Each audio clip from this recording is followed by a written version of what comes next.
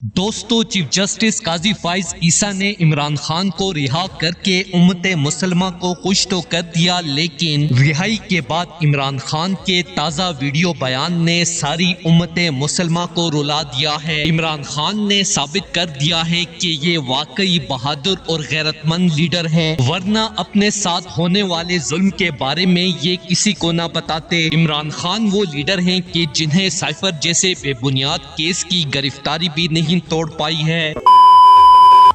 वो एक उर्दू का मुहावरा है कि बेवकूफ दोस्त से अक्लमंद दुश्मन बेहतर होता है।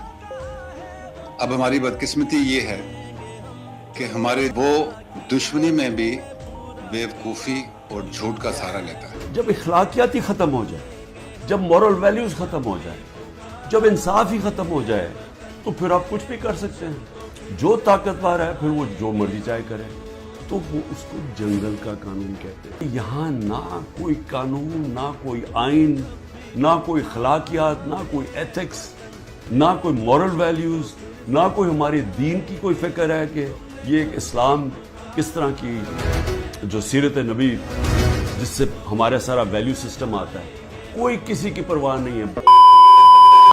इमरान खान ने अपने साथ जेल में होने वाले जुल्म के बारे में बताकर अपने दोस्त जनरल आसिफ गफूर को भी रुला दिया है, और जनरल आसिफ गफूर भी ये कहने पर मजबूर हो गए हैं कि इमरान खान ने सिर्फ इस कौम की खातर जेल में ताकतवरों की तरफ से अपने पर होने वाला जुल्म और तशद्दुद बर्दाश्त किया है। दोस्तों, जैसा कि आपको पता है कि जनरल आसिफ गफूर तमाम फौजी ऑफिसरों से अलग ऑफिसर हैं। हमेशा इन्होंने अजीम और ईमानदार लीडर इमरान खान को सपोर्ट किया है। जिस तरह से रिहाई के बाद जनरल आसिफ गफूर ने इमरान खान को सपोर्ट किया है, उससे ये साबित होता है कि जनरल आसिफ गफूर आज भी सच्चे और ईमानदार लीडर इमरान खान के साथ पहले की तरह खड़े हैं। दोस्तों, इस हवाले से अपनी राय का इजहार कमेंट सेक्शन में दें। वीडियो अच्छी लगे तो लाइक करें और इस चैनल को सब्सक्राइब करें।